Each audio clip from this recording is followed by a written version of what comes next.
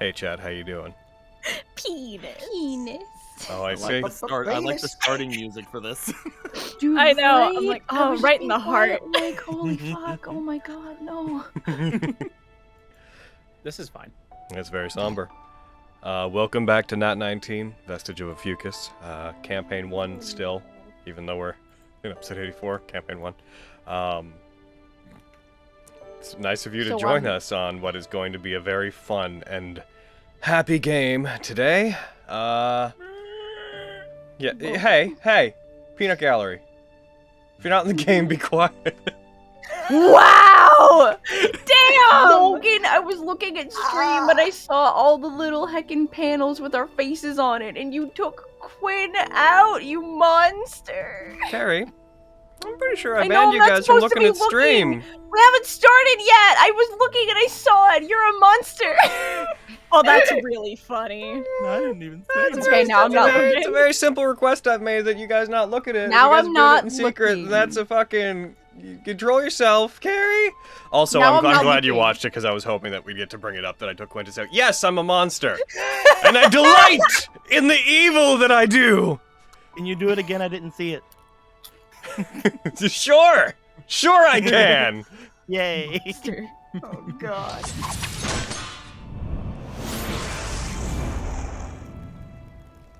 So, last time we had a bad time.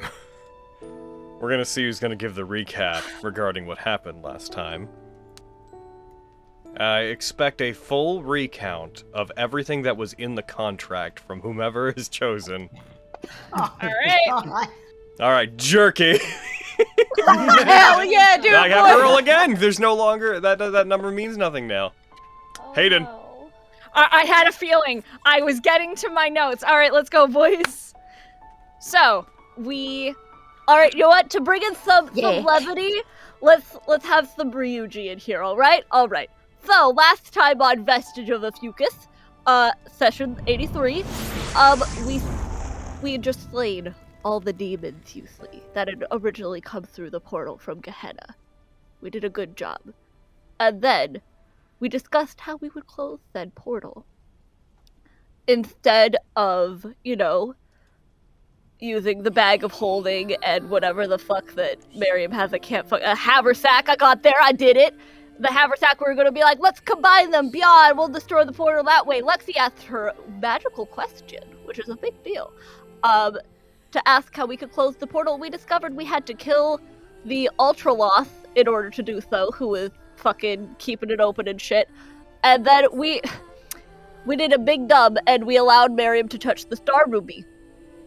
And, when he, attuned to it and shit, and, he let this fucking demon inside him take over, and what the fuck? And he was, pulled through this ruby portal through chains, because this other demon had taken over, and he turned red, not that cute purple, though, so, that's a problem in and of itself. But he got pulled through a portal, and he was gone. And then we're like, well, let's go through the portal, we'll kill the Ultraloth and come back out. That's how it'll work. That'll be fine. That's gonna go fine. It did go fine. The moment we stepped through the portal to Gehenna, the portal fucking closed, and then we fought a bunch of shit, and then we fought the Ultraloth, and we nearly fucking TPK'd, but we made it out of there. We're like, well, shit. How the fuck do we get out of here? And we didn't know. And then Miriam was, what the fuck, in a court of law. The fucking, oh god, diabolical court, some shit, something along those lines. Did you say biabolical or diabolical? Diabolical. Okay. No, it was diabolical. Diabolical court, is that what it is, DM Sama? Yes. Yay! I didn't write it down! But yeah, no, Miriam had to fucking, be like, well, here's the people I want to speak for me, because he was in big, big trouble. Because he's Miriam fucking Lucius. Tired of your shit, boy.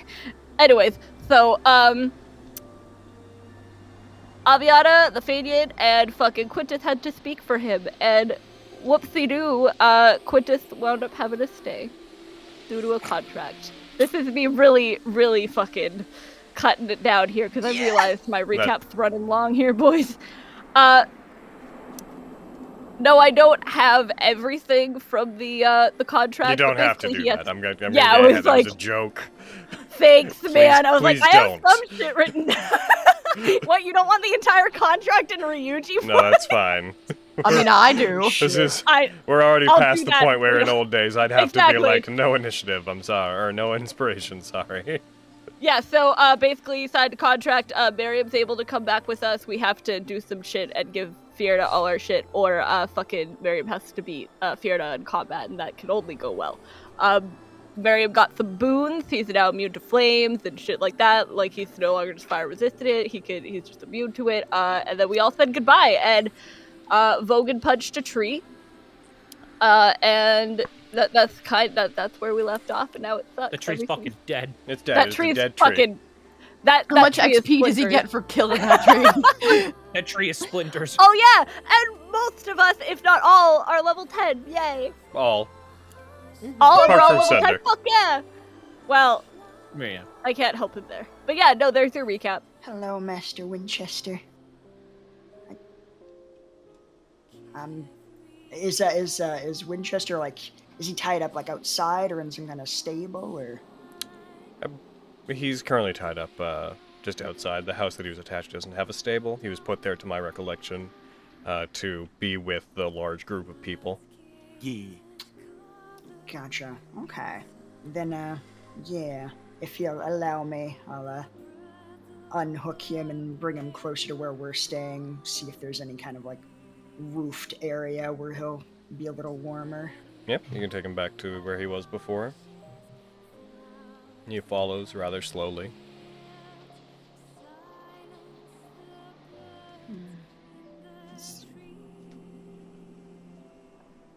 Sir Quintus might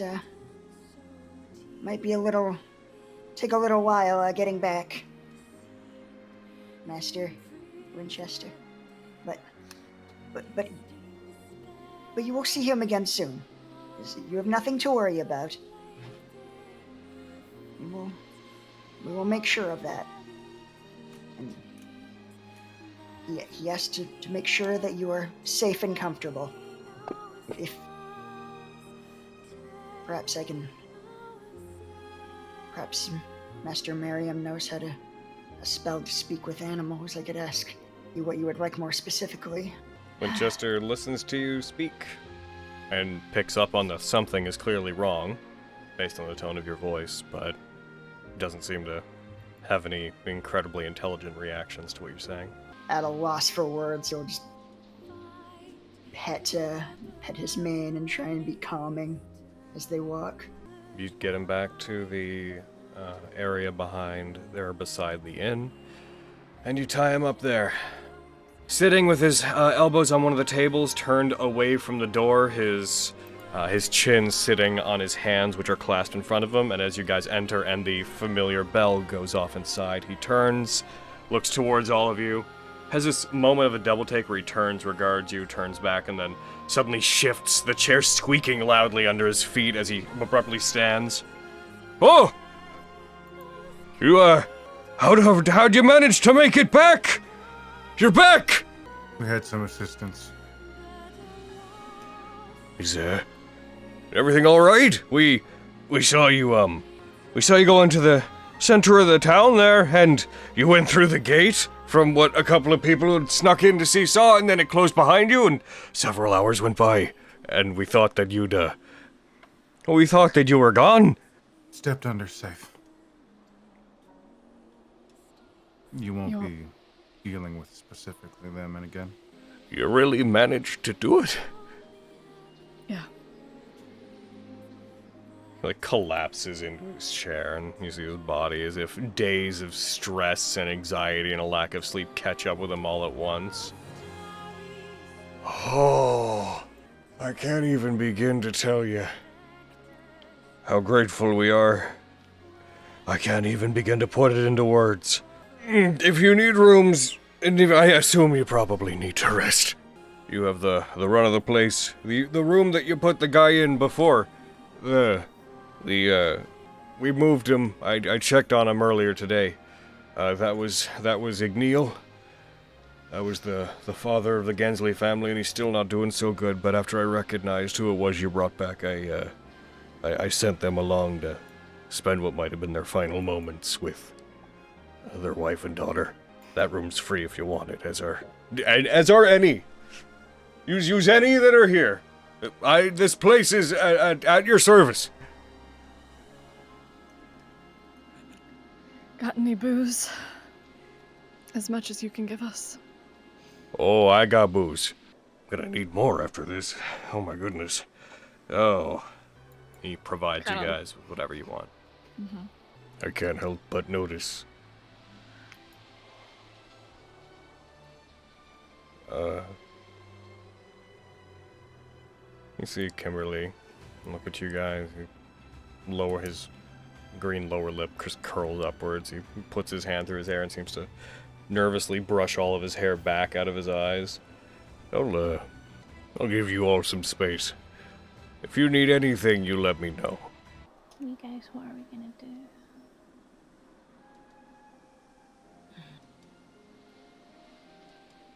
Is there anything we can do?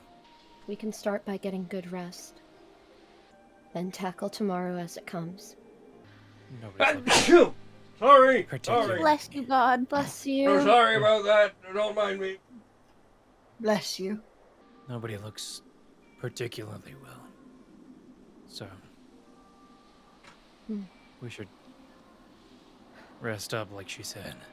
Gonna grab like a whole bottle of like whiskey or whatever and just grab it, no glasses. I'm gonna go to bed.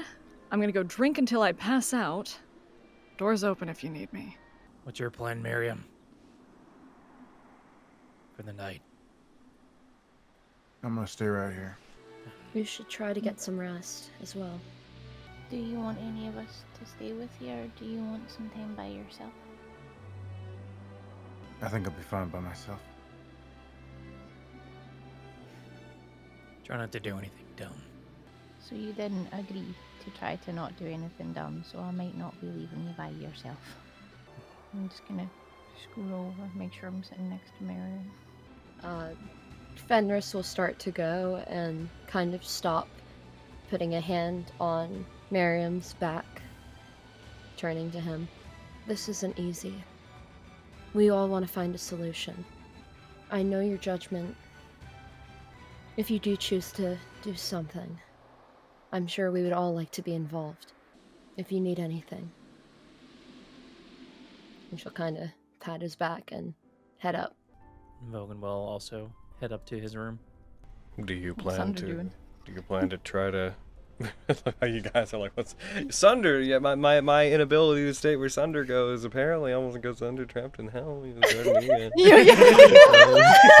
my god! Control him. Yeah, but apparently the guy who controls him come back in and leave the Sunder. It's fine. Control him. I just imagine Vogan leaving and Sunder following and being like, we're going to different places. And then continuing to walk. He'll also go to he'll pat Miriam on the back, just put his hand lightly on him, kind of awkwardly. Hey, I know I'm new to you guys, but if you need anything from me, you know you can ask, right? I do. And I meant it. When we get him back, I'm gonna be there. You probably want you to stay well, so... You know, stay well. And he'll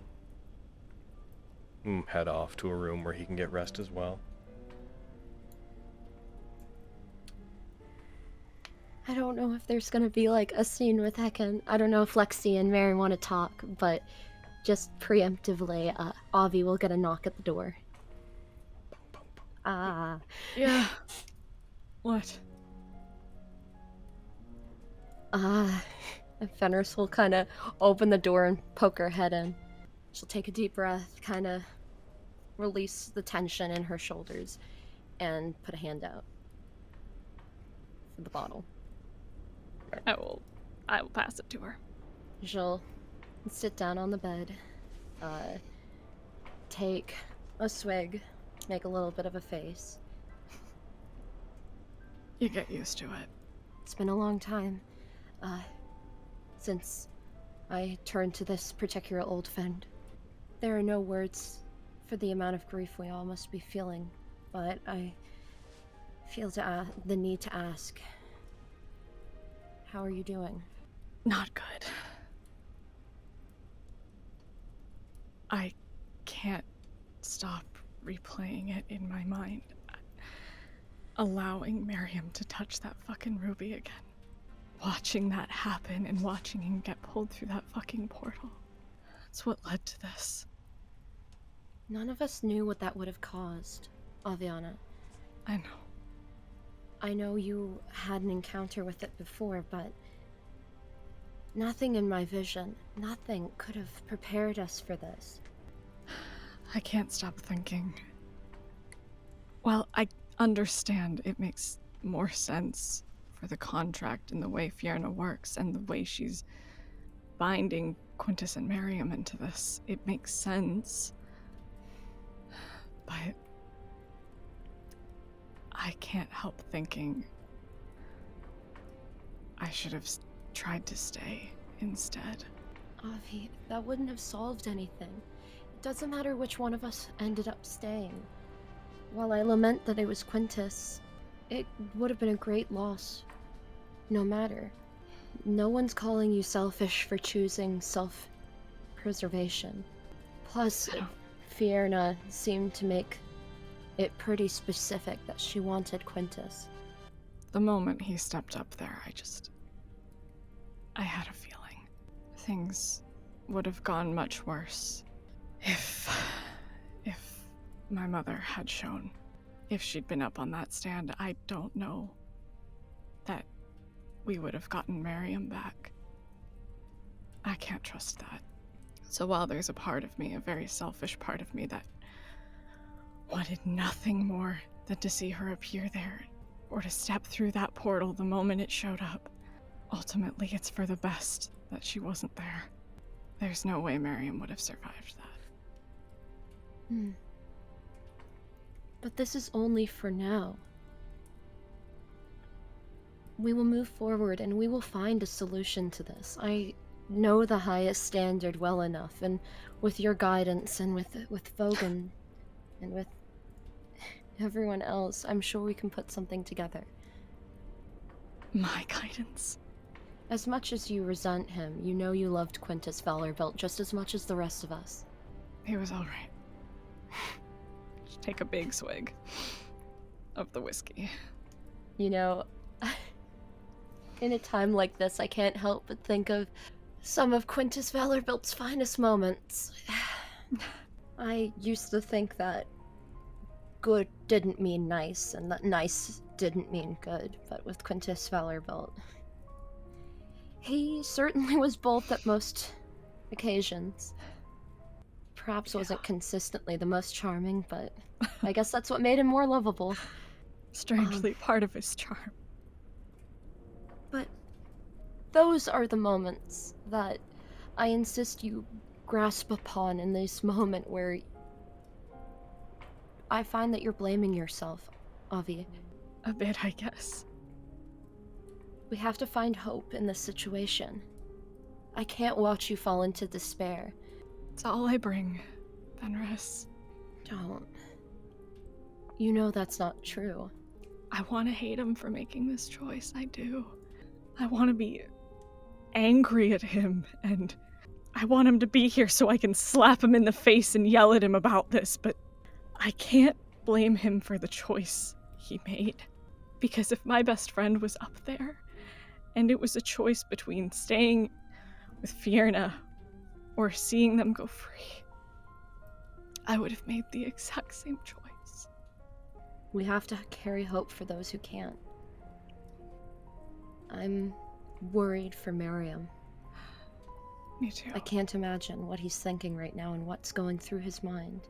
I can't imagine what he's going through. To a point, I can. Like, when I lost Roar to that fucking spell, it was empty. I don't know exactly what he's going through, but I get the feeling it's that hopelessness and guilt comes along with it.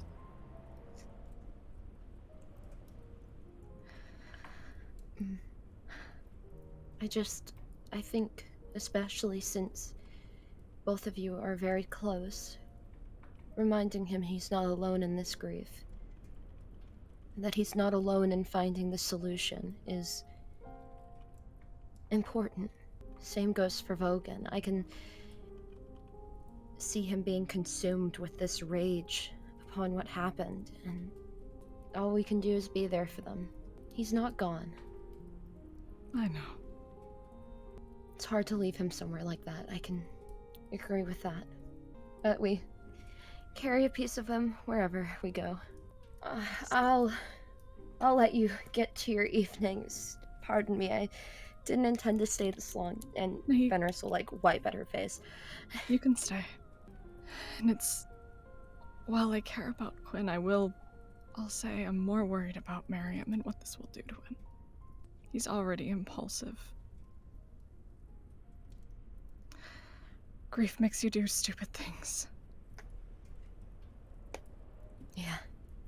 And without much prompting, Fenris will stay. Miriam. Yeah. After a few hours pass, you try to hold on, but you eventually do fall asleep. Whenever you do, you have a dream of awakening, of lying down and being in this what seems like endless, very shallow pool of what at first seems to be water, but it just seems to be the material of everything around you.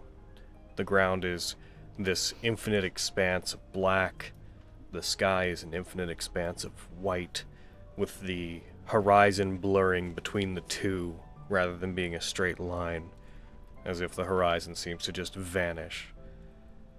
Whenever you move, you feel these ripples, and when you look down, you note that your own body, and in this dream, your own hands are also pure white with a thick black outline, as if everything has lost its definition, as if you're in this dream you are only the shape of yourself, as opposed to having any physical characteristics. When you look down, you briefly catch your reflection, and you see that the only thing that you see in the infinite reflection below you is your form, white, the outline of it, sketchy black lines running along your outline, with your eyes, which are this faint but contrasting red, being the only thing that you see. But not your eyes with proper definition, you just see your eyes are just these red circles. Your appearance is somewhat akin to, just to pull a pop culture reference just because it's easy, your appearance is somewhat akin to the way you might expect Anti-Spiral to be animated from Gurren Lagann, but with more definition, less chaotic elements. There's silence around you. The occasional sound of dripping water that seems to echo out into infinity, but at the same time, in your mind, and as it makes sense to you, it makes no sound at all. As you remain in this dream that seems very lucid, you occasionally become aware of behind you there being another individual that without even looking at them, you become aware of their appearance. You become aware that they have a similar appearance to you, except where your body is white, outlined with black, their body appears to be red, outlined with white, and their eyes are little black circles instead of red, as if your colors had been jumbled around. This figure behind you, without you turning to look at them, feels as if they're close enough that you could hear them breathing, but at the same time, feels like they're an eternity away from you.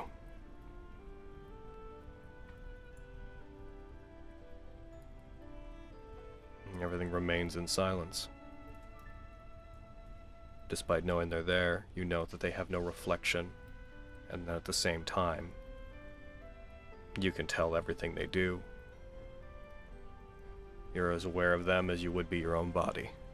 As you turn to look at this person, as you Your body shifts and you note that as you move, everything moves normally, but there's this odd sensation that everything is moving through thick space, as if everything is in slow motion, but at the same time unhindered. The space you're in appears to be a mass of logical contradictions that only make sense because you're within a dream. As you turn towards them, you see this figure stand, having previously been sitting. You notice that, again, in this vast pool of blackness that you stand upon, they don't seem to cast a reflection, even though you do. They're turned away from you. Their tail, mimicking yours, flicking and striking the watery surface below you. But it seems to cause no ripples, even though every movement you make seems to cause a disturbance in this material below you. As you turn, you see their head slowly turn to look over to you. They're back to you initially, but they turn. You see their hand raise up. They put it on their chest as if they've begun pontificating. They spend a minute or so making gestures as if speaking. And then, when they get no response from you, you see they put their hand up, and their hand just kind of urgently goes into this stance of just, right, 1 second. And they put their hand up to where their face should be, and they seem to draw a mouth across their own face. And you see just a line, a black line appear. There we are. The logic of the inside of your mind is a bit askew. Sorry about that. I suppose I should start again. Now that I've finally been pulled up from below the surface, it is nice to meet you. I take from what happened before, your name is Merriam Lucius, is it not? A nod silently. I would introduce myself, but I'm afraid I have long since been stripped of my name. I should hope to regain it someday. In the meantime, I apologize. Our meeting is not exactly, it doesn't seem to benefit either of us terribly. But as long as we are to spend time together, now that you have been so gracious as to pull me up from the darkness below, he seems to stomp his foot on the darkness that's below both of you, and brought me up to the surface to look at the world through your eyes, I would very much like to learn about you.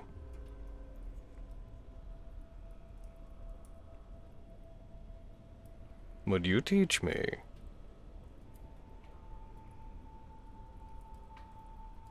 Yes.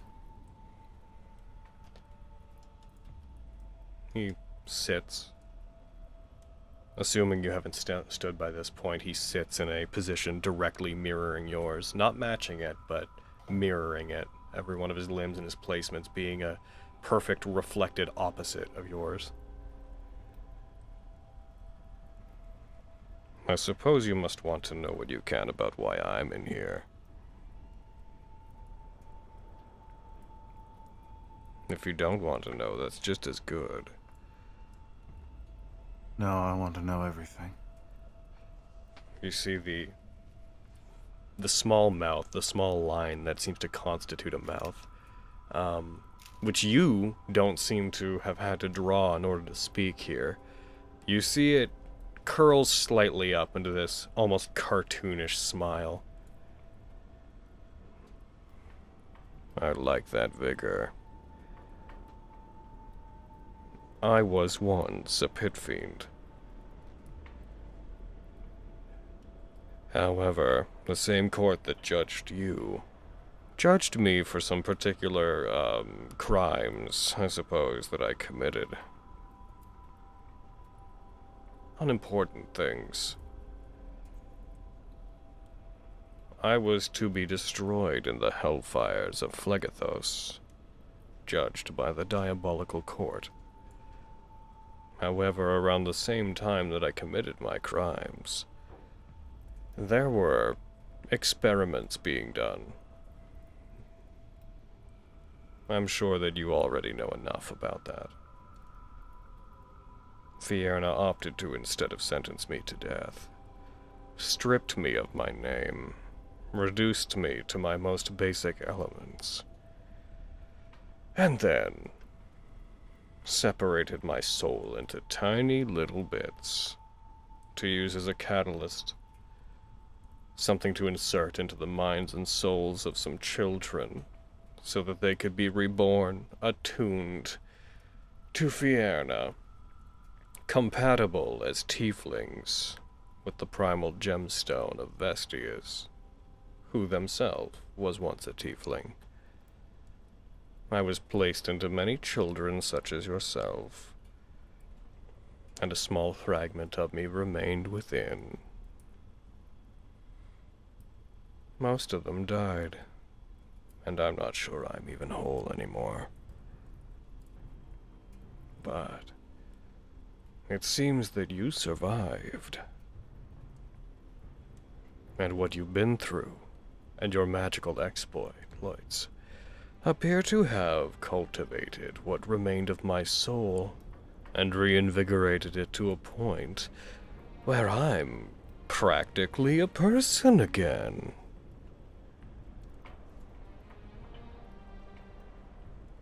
So I suppose I should thank you for raising and taking such good care of me.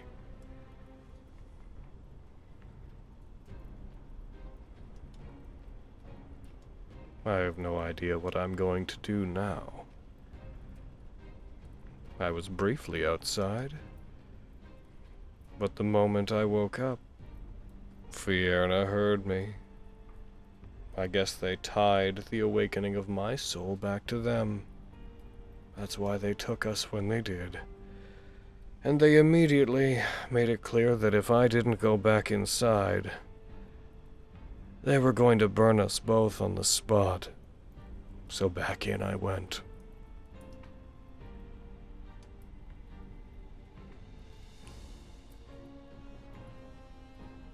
Would you like me to leave?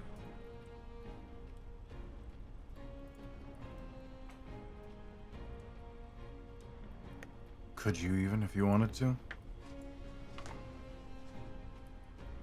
I'm not sure. It's possible that I can only exist because your soul is keeping mine around. I'm incomplete without you. If thrown into the outside, what's left of me may wither away. But at the same time, I detest the thought of remaining as a parasite.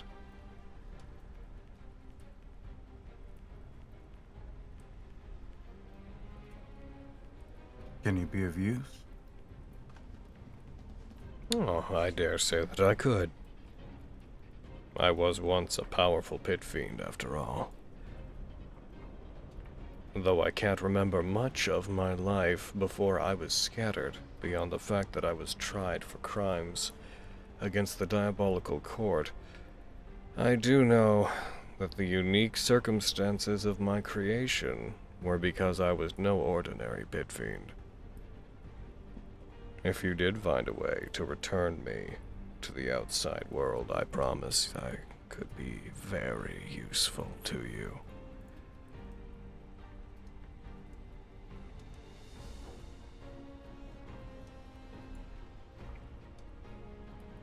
And I have no love for Fierna.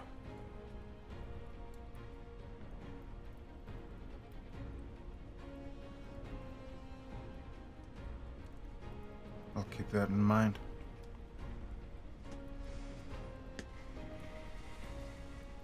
I think the simplest means to return me to what I was would be probably to find and return to me my true name. But I can't imagine how we would do that.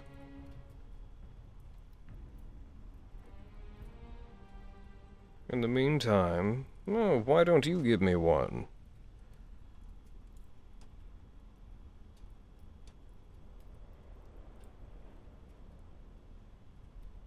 you look like me. You'd Perhaps better an not echo. give me your name backwards or something. No. I'll simply refer to you as my echo. Ah. I am your echo. So be it. That seems to fit.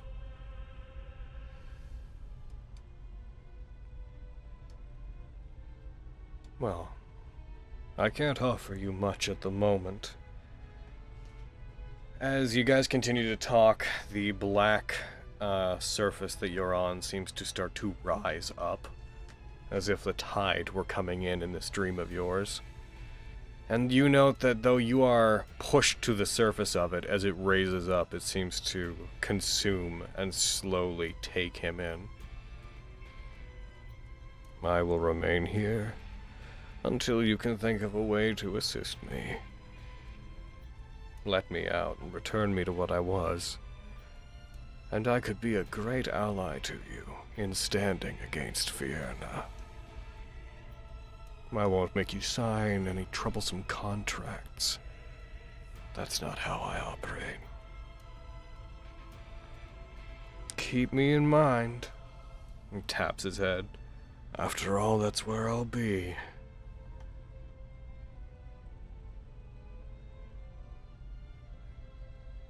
He seems to dip down below the surface. There's a faint, singular ripple that echoes out from where he was.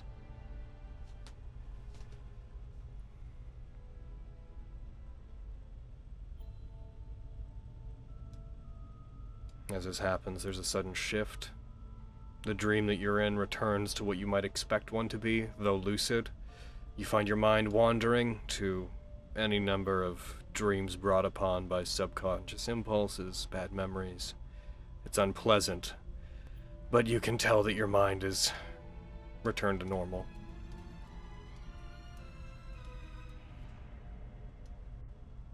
I try and focus my dream, and I spend the rest of the night trying to go through old memories back when I was with Emma. As you try to, you find them hazy. At one point in the past, you remembered them very clearly, even though everybody else seems to have forgotten them. As you try to recall them now, you start to find that your own memory of them has become fuzzy. What they look like changes from memory to memory, and you know that happens when you recall things from the far past, but you can tell there's a strange difference to it. And for the first time in a very long time, you start to suspect that it may not have been everybody else that was odd, but that your memory of this singular woman that you knew who seemed to vanish. You have a brief moment of considering that might have been something more mysterious than it let on, and that perhaps your own memory isn't worth trusting. You don't know that for certain, but with everything that's happened, it crosses your mind.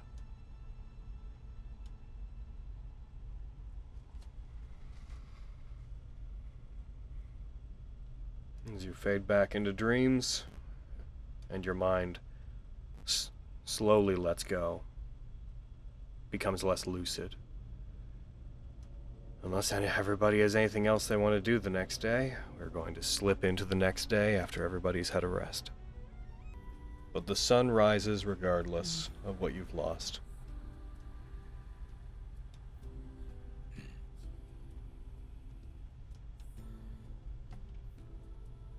Although seemingly later than it should have.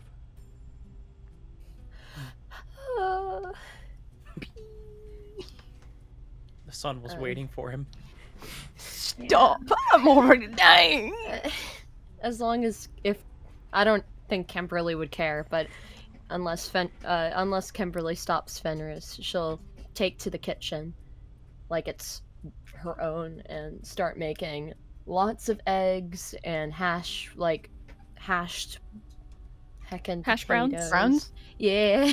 Lexi kind of scrunches up her nose. And he's like, Fenris, what is this? Well, they didn't really have any fruit because cold outside, so it is... Are there any eggs? Not a lot. Or is it just those 3 items? Okay. Well, she would have given Lexi a sunny side up egg. Oh. If there are At a time spare like eggs- this, you give me a sunny side up egg. Fine, never mind. I can't do anything for this fucking party. It's No, fucking I'm kidding. You're beautiful. I'm just being a dick. That's a- Lexi will eat her egg and potatoes, but not the meat because you called it meat. Didn't say what it was. Just like, it's meat. Yeah. I'm scared that the Devin and Carrie will make Lexi not eat the deer meat. I digress. She goes back Fair to enough. cooking. Fair enough. Fenris will finish whatever she was working on eating-wise, put the plate away, and head upstairs. If anyone else wants to come with, I don't know.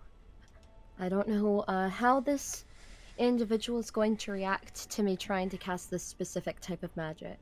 So He was brought back to his house, I believe. Is what Kimberly no. said. Yeah. She'll start up going upstairs and then remember that and then kind of trot back to the group. Sorry. We should head out then. Get Fogan. I'll go check on him. Fenris, roll me 1d100. Oh no. See if he wandered off in the night. Swear to God. You didn't roll wandering off, Aji-sai. Uh-oh. Uh-oh. Oh, did it not? Maybe. Give it a sec. Yeah. Yeah. No, Oh, the, game's wait. not, the game's not freezing now. Whatever you Oh, rolled okay. did roll. Oh, Oh, heck. okay. There it is. There it goes. A 2! Really? Whoa, Whoa, D100s today, Damn. y'all. If we were You playing know? Call of Cthulhu, you'd be doing so good. Oh, shit. Heckin'. Fenris. The other one was a 98, so I don't know. Alright. Fenris. Yes. As you step out near the center of town, there's a very brief moment, and it only lasts a moment, where you feel like your head become very light. The sky seems to darken and become this expanse of black again. Not aggressively. There's not like a sudden shift. Like there's not like a boom or anything that changes the world. But it's as if you see static for a moment and then everything peels away. And when it does, you find you are in what looks like a village of about the same size. But everything is very dark. There's heavy mists surrounding the area. I'd like you to roll me a perception check. Okay. Alright. Okay.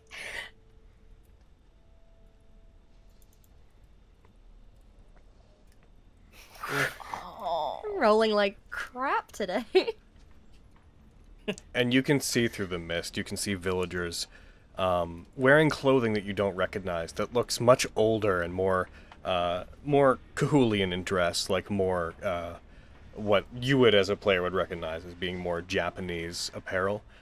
You see people being kicked around by these two large figures. You see through the mist as you see this one very large, muscular, what looks almost like a tiefling, but not quite, carrying a large axe, and this second figure with flaming hair and red skin and this scarf wrapping around their body, illuminating them slightly, but you can't make out their exact details beyond these massive horns sprouting from the top of their head. This feminine,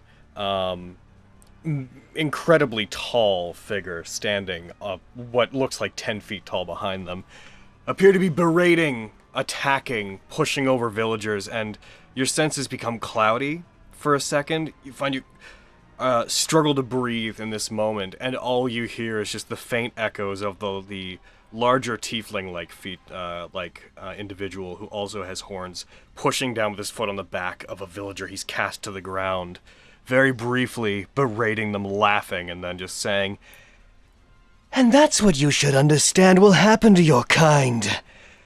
Don't try to speak up to us again. Or else." And they turn, and everything else they say becomes echoey. The voice seems to echo out as if it's in a cave and reverberate off into nothingness. And then it all goes away. To the rest of you, it just looks like Fenris stopped moving for a moment. But Fenris, your perception returns to where you were, and you have a second of this pounding headache that lasts only a few moments, and then it subsides. You all right? I was gonna ask if she was okay, but then I remembered I said I went to go check her. She seems pretty shaken by this, just trying to collect her thoughts. It was another town like here, but the sky was dark and the clothing, it was more like what Elmira would wear. And there were these two people who were terrorizing the inhabitants, and one of them had this hair that was aflame and these horns, and she was very tall, and I could hear part of what she was saying, and then it was like I lost touch with the situation. Yeah, sorry to clarify, but No, the voice you heard was from the masculine, shorter figure. Ah. Two very large individuals, indeed. I'm sorry I can't give more information than that. I don't know why I keep seeing these things.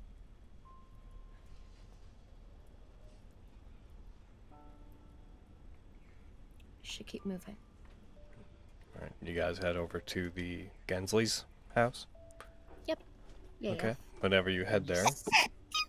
There's a minute. Lexi, let's, timeline-wise, let's resolve what you're doing with Vogan. So. Go outside to see what he's doing. He's still meditating? Kind of walk up to him and, like, gently nudge him so that he knows I'm there. He'll slowly open his eyes, look at you. Hey. Hi. Does that help? Yeah. It helps me clear my thoughts and keep my emotions in check. It's a trick that Elmira taught me. Could you maybe show me how? Sure. Now or... Sits down in the snow. Alright.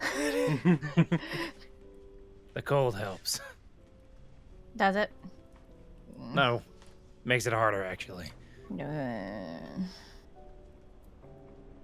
Just get in a pose that's comfortable for you. Okay. Clear She's your just gonna thoughts. sit like how he's sitting. Try and clear your thoughts. Just try and relax. I feel like that's easier said than done right now. It's hard. But if you do it often enough, you'll find out. You'll find a way. I had to do it a lot. I was an angry person.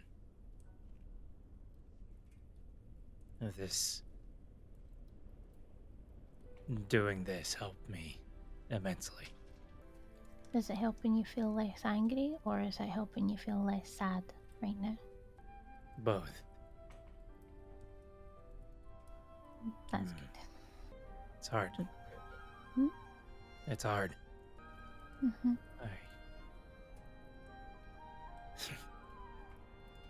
a failure of a leader already. Logan, this isn't your fault. I was put in charge maybe less than 2 weeks ago. Abby and Miriam were just blaming themselves for everything that's happened too. I feel it's really, really important that we don't, like, blame ourselves individually. We all decided as a group what we were doing. And we can all, as a group, help get him back. You're not a failure as a leader.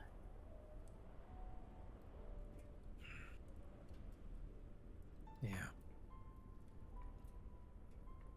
Thank you. You're welcome. Although I think everybody does want to leave, they kind of planned a little bit without you, so maybe we should stop meditating and go. Sure. Okay. I'll get up and let Lexi lead the way. We go inside, everyone's gone like, well, oh no. Oh, hey, Kimberly told us, what you did, and we can't really, we don't really got anything we can do to pay you. We don't got much money right now. I'm really sorry. I know you really went out of your way to find my husband, and unfortunately, I'm not sure what we could do to compensate you. How is your husband? He's been pretty exhausted since he got home, and he doesn't recognize anyone, can't speak. He's been having some fits. Took a while, but he seems to have calmed down. Right now he's asleep. He hasn't changed since he came back. Kimberly said that he was unwell when he brought him over here on a wagon. He was asleep at that time too. I didn't realize how unwell he was until he woke up. Would you mind if we saw him? What do you plan to do to him? I am a cleric of Tequin. I should have some abilities that are restorative. I could possibly help your husband. Okay. I think that'd be fine. Sure. Just try not, if you can't help him, try not to disturb him too much. He's very confused. I know you already know, but he's very... It's like he's can't even recognize anyone. She opens the door entirely and ushers you guys in. I'm not sure what they did to him. But I also understand, based on what I heard, that he's the only one that they left alive. Of the hunters. That's true. I guess this is better than not having him at all. I'll try... sorry. No. I'll try my best to rectify anything if your husband has been cursed, but to do so, I'll have to make physical contact with him. I'm sorry if I seem a bit apprehensive. I'm just trying to understand what's going on with him. Of course. Think of it like a curse. If you can fix it, then... I mean, we're already in your debt. I'd do just about anything. We might need some help procuring clothing to venture further up the mountain, but we don't expect anything of you. Fenris will kind of try to tiptoe around close to where he's resting and reach out to touch him for a greater restoration. Alright, you cast some Greater Restoration. Go ahead and tick off the spell component, which is the last one you have for Greater Restoration. It's true. You take the diamond dust and you use it to... spell slot. You use the diamond dust you pour it over him very slowly as you invoke magic through it. You allow it to touch his body. As it does, the diamond dust hits him and it begins glittering, and some of it seems to very softly glow and become part of his skin, while other bits become small flakes of arcane energy that slowly drift around you as you heal him. As you do, he shudders. You see him wincing And you see him just aggressively, as you do this, begins retching a bit. His arm comes out to the side, hits the bed with a large enough crack that you almost worry that the frame of the bed would be hit by it. He awakens mid-process, and as he does, just lets out a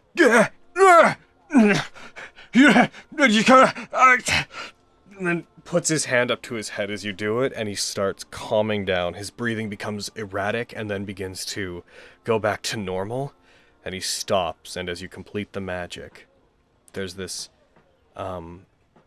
almost shadow that seems to appear around his neck as if it's coiled around it, that, like a collar, just seems to dissipate, almost as if into mist. Just this black line that forms, that becomes material, becomes fog-like, and then just dissipates into the room.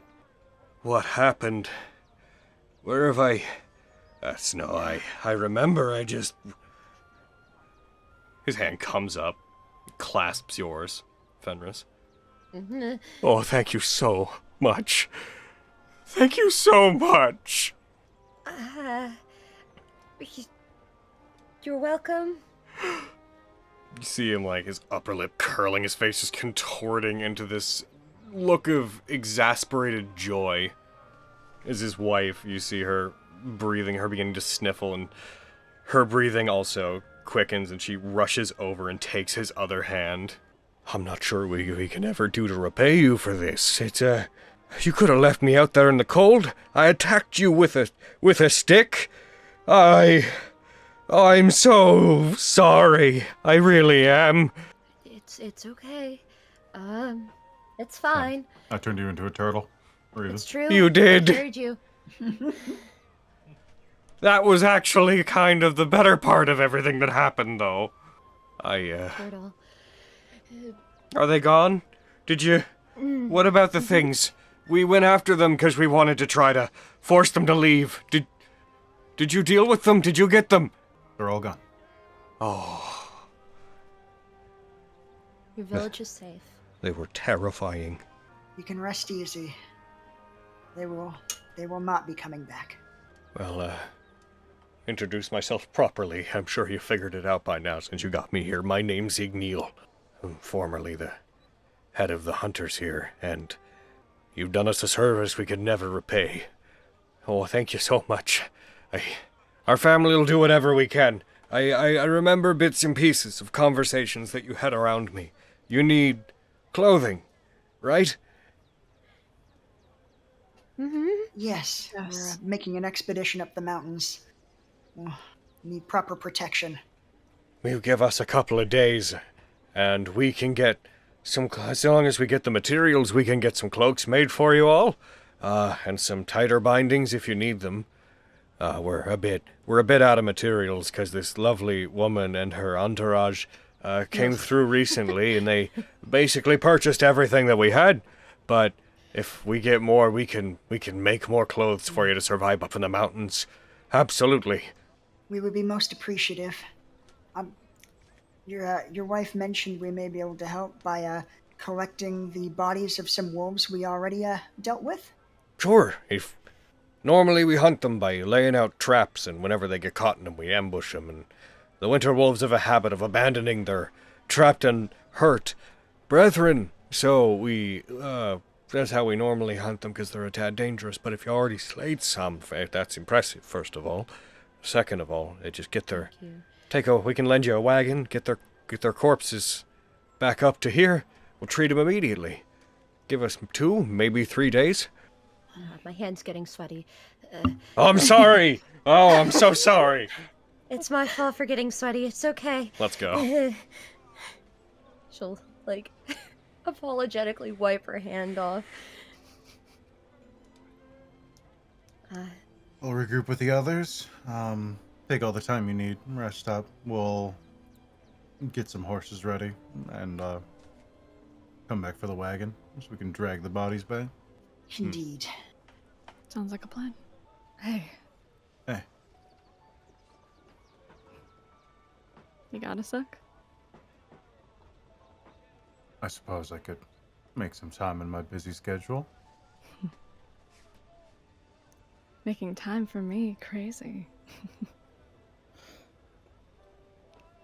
I have something for you. Kind of, I guess. Should we be doing this here or in the bedrooms upstairs? I'd rather it private, but it's not what you're thinking. Oh.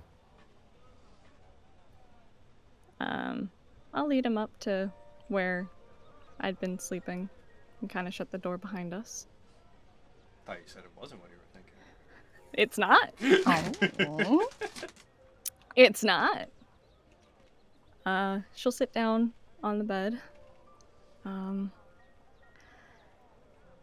never done this in front of anyone, but Roar,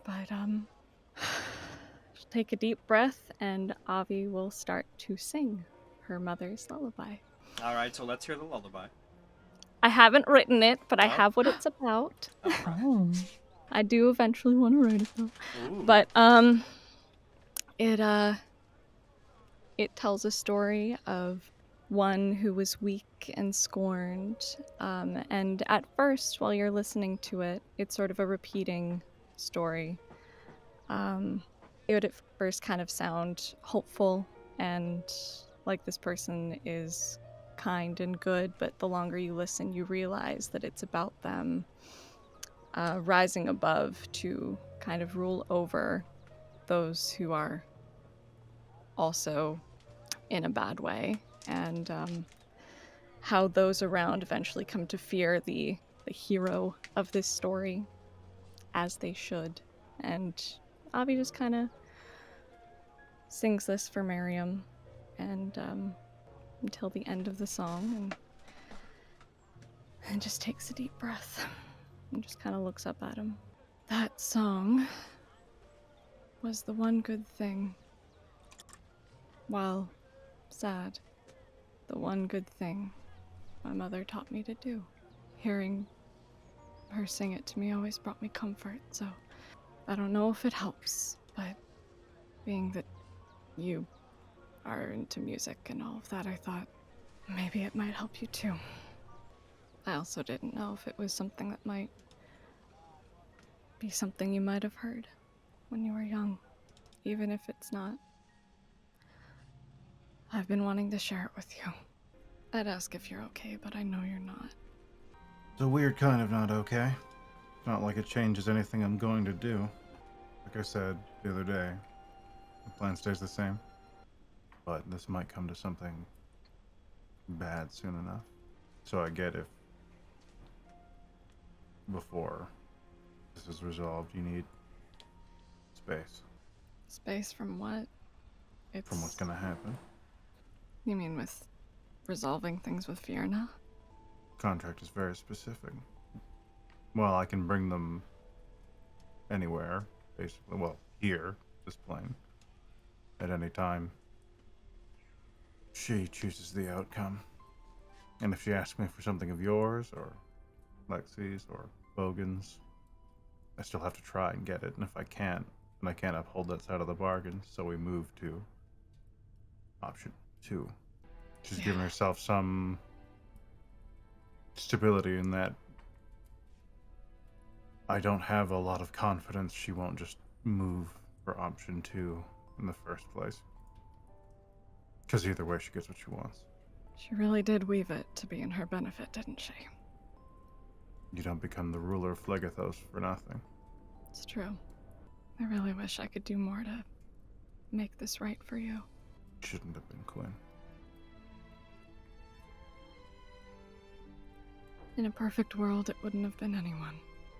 If you're going to work with the Faineant and all of that, if you'd allow me, I'd like to be there every step of the way, and I'd like to help Once find you these. stay with us, I'll end up dragging you into it. I plan to stay with all of you, and I want to help you fulfill your end of the bargain with the Faineant. Maybe it's selfish, but it gives me a lead. And it might sound dumb to say, but I think you and I were meant to meet. With everything that we're intertwined with. I'm so sorry for you. I'm not.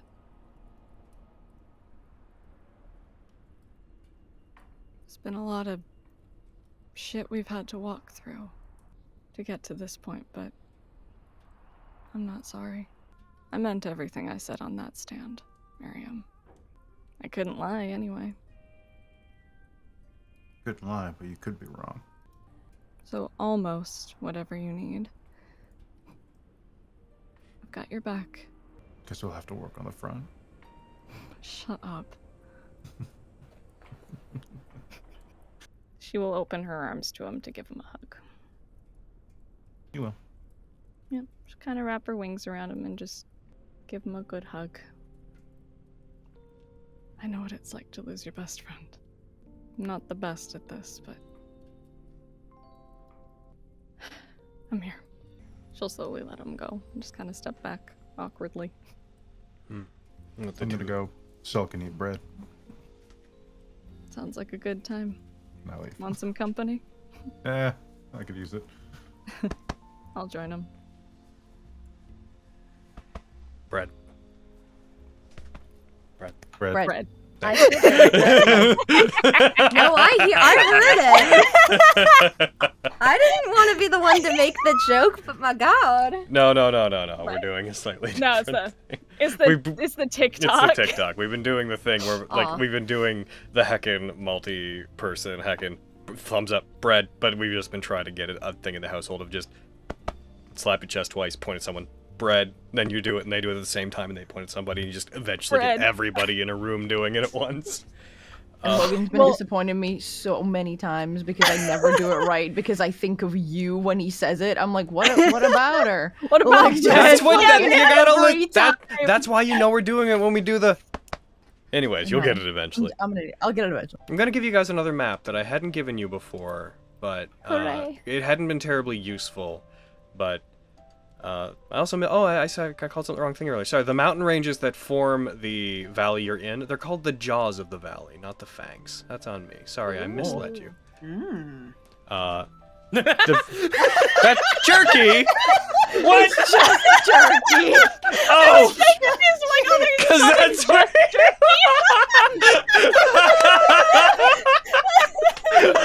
I thought you were just sharing a picture of jerky. I was like, oh, good joke, Logan.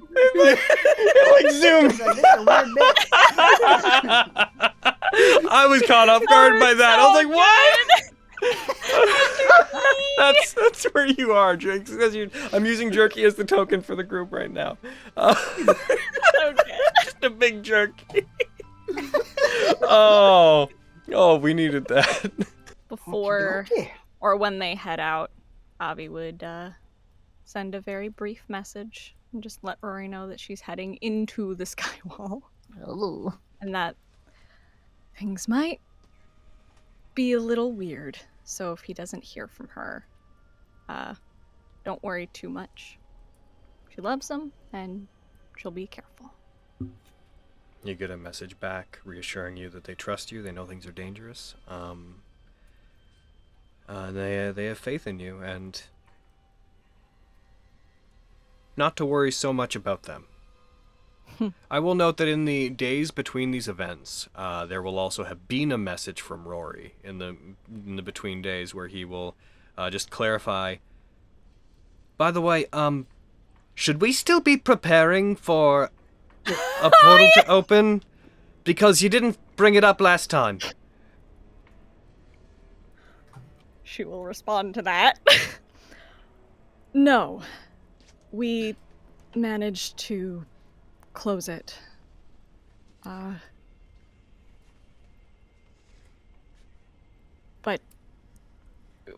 you're safe from that. Sorry for not bringing that up. Okay. Just so fuck, dude, I'm sorry. Cut to Summergrass, a battalion of soldiers crossbows raised. I was like, alright, thanks. And he just like puts his hand to like, false alarm, everyone! Alright! Everybody go home! God. Dang it! You like demon Worked off the whole day for invasions. this. I know. So do I. Time cleric, tell us the time it's going to get really Rain or whatever. Fenris will kind of look a little tiredly at Vogan, but then seriously attempt to ascertain the time, the weather. Yeah. Like, what would be the most advantageous time for us to leave? Like, the best feeling time, the time that gives her the best... I don't know, this is a fucking reach, guys. Do you have any abilities, is what Miriam is inquiring, Oh, not like... well...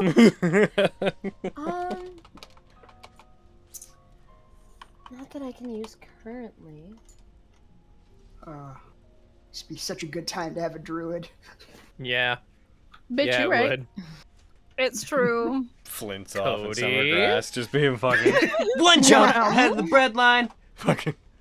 Hell yeah. Man, if only there was an Arctic-loving druid at hand. Oh well. I think you guys should go Crazy. whenever it's not snowing. I mean, any time is a good time to go. Yeah, I have nothing that can... Roll me nature, Fenris. Pardon my language. We'll but go shit. for the most general expectation. Roll me. Yeah, roll me nature. nature. Where's I've got nature on my proficiency. sheet? Can I roll as well? I was gonna say I have double Okay, proficiency. we're gonna say that Fenris is doing this You- because Fenris is using their vague time Sure. powers Sure. in conjunction with their knowledge of nature. She puts a finger up. I'll be right back. She walks outside and stares at the sky, rather annoyed. A 16? Good. Hell yeah. Fenris, you figure, from someone who lived out in the streets a lot and had to deal with a lot of weather patterns to someone who, I suppose to anyone else, most people don't deal with weather, I guess, Logan.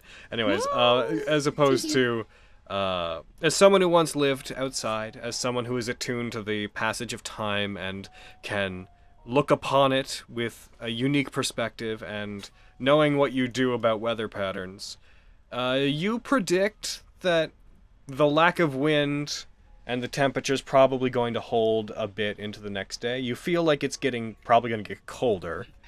And the winds will, given the patterns around here, the winds are likely going to pick up tomorrow.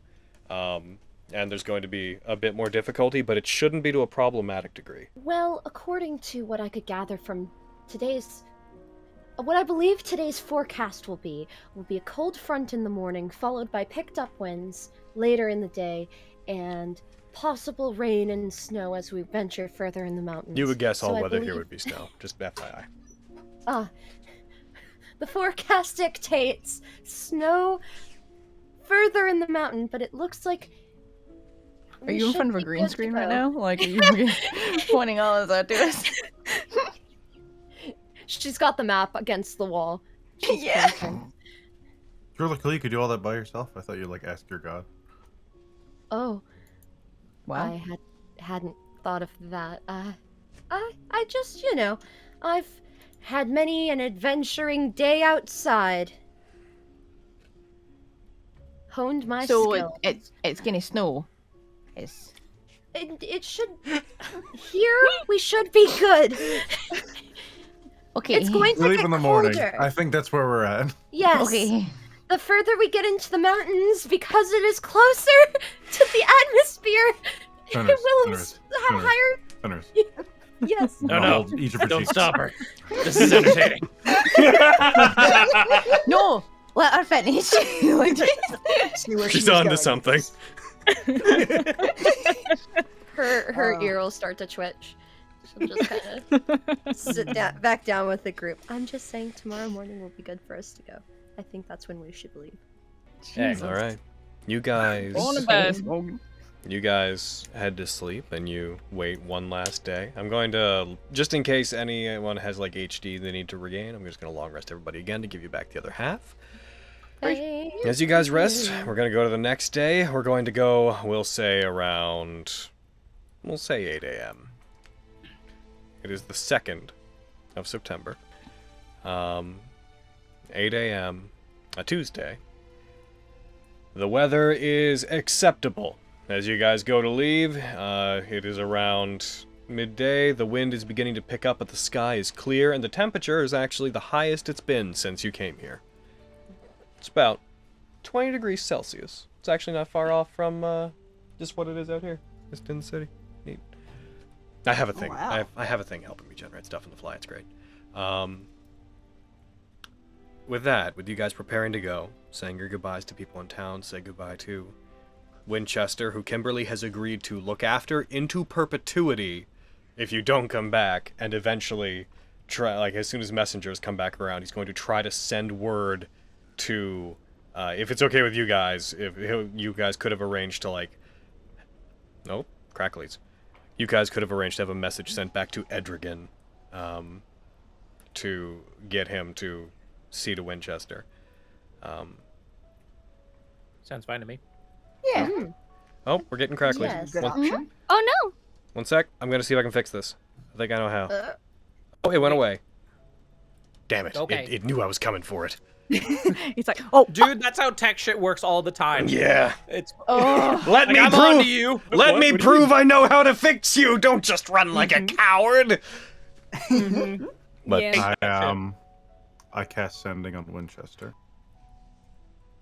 Quinn's not around right now, and we're gonna go do some stuff to get him back.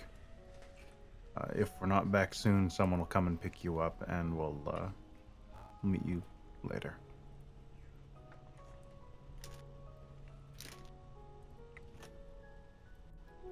he responds with the vague and simple message of, I trust you. He'll come back. They always do.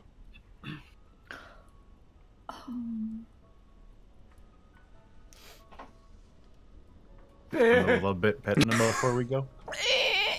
You guys turn, adorned with your variously different, I'm sure, slightly differently styled winter cloaks. You all turn your attention towards the previously partially traveled Northumberland Pass, and you guys all begin your journey into the Skywall, away from the last vestiges of civilization on your journey towards it, into the unknown. And I think I'd like to stop there. I think I'd like to stop our adventure there for today. Goodbye, you two. Goodbye, you two. Bye. Seth. Goodbye, you two. Oh, Love you. You're all loved and appreciated.